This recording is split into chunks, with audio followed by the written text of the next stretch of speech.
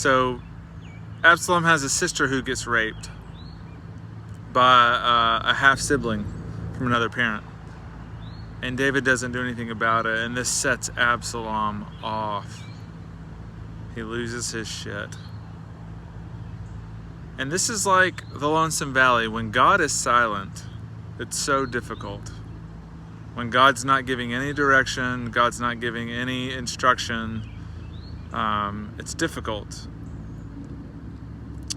It's like David, he's silent.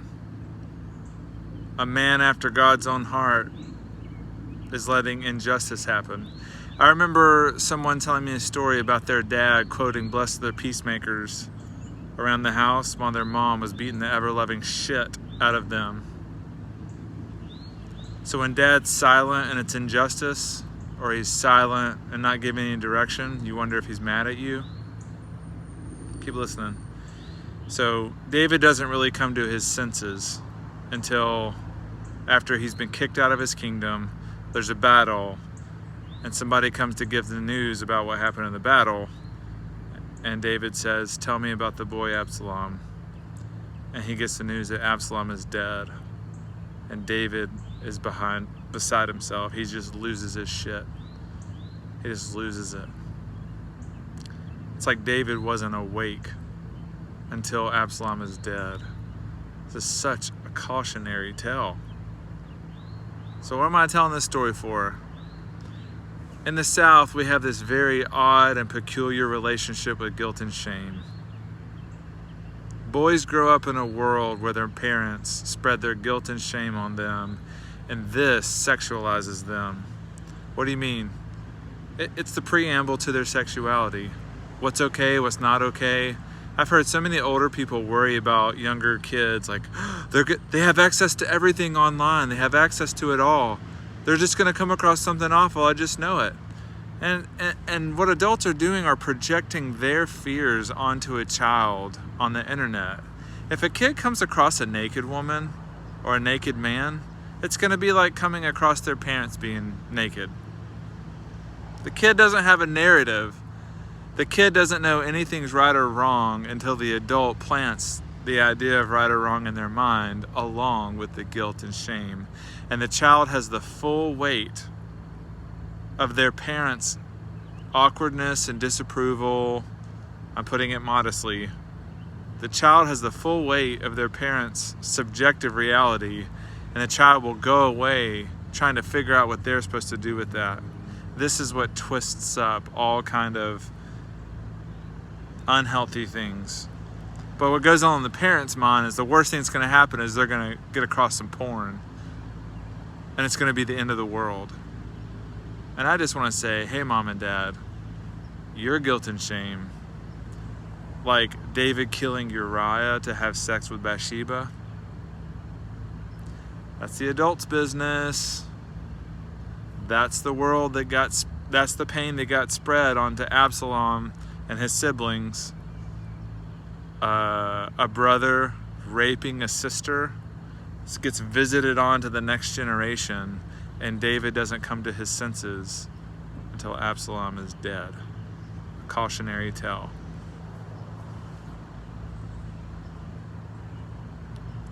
If we in the South can't do any better than this, I mean, a lot of people are acting like you've got homosexual people, trans people, people have sex before marriage.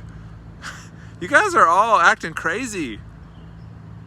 You guys are all acting like you don't know who raised us. You raised us, baby boomers, our grandparents, the greatest generation. Y'all raised us. I think the fear in y'all's hearts is that we're gonna practice the same abandonment on you that your parents practiced on you. And that is terrifying, I get it. But the fear is in your heart and mind, it's not in us. Every generation has to make the best of what they do with the next generation. It's like we take the best of our parents and family, we take the best, we add it with our best and we pass it forward. But what also happens is we take the trauma that our parents and grandparents didn't know how to deal with, and we can pass the trauma forward too. So, cautionary tale. Talking to the women, because the women uniquely understand what they're facing in this awkward male southern world where we have power and dominance over women. But we know who run the family. The people who run the family are the people who have the love for the children. It's the women who resource that love. And we're gonna let the male dominance who's triggered by homosexuality. What are you wearing, women's underwear, dude? Why are you triggered? Why are you all uptight about homosexuals? Why are you so uptight about transgender? What's that about? Are you into trans girls? Is that why you're so put off by them? Ladies, mothers, grandmothers, this is sick. If you really want those kind of men raising your kids and grandkids, I'm not cool with it because I don't want those kind of children around my family. I don't want y'all around my nieces and nephews, my cousins. But all I can do is run my house and get my house in order. Today there's a shooting in Nashville at a school inside of a church. 3 adults, 3 children. This is sick. While Southern people act like we've got our house in order and we're pointing our finger like the world needs to get their house in order, we're just living out the heritage of Cain in the South. Not Abel, Cain. And if you're somebody who believes in biblical literature and this currency, I have to work through it for myself, whether God exists or doesn't. That's where my mind and my heart's at. That's where I'm at. I've got to work it out on both. But if you're someone who believes in biblical literature, then what I have to say to you, and like letting all this pain and trauma and missing the mark run around your families, what I have to say to you is this. God went to Cain because he heard his brother's blood crying out in the soil. That's what's next for you. Your neighbor's children, your nieces, your nephews, your family. God's gonna come talk to you about the blood spilled in the soil. And typically the response is, well, I'm not my family's keeper. This is all a cautionary tale. Get out of this nightmare. Take the cotton out of our ears.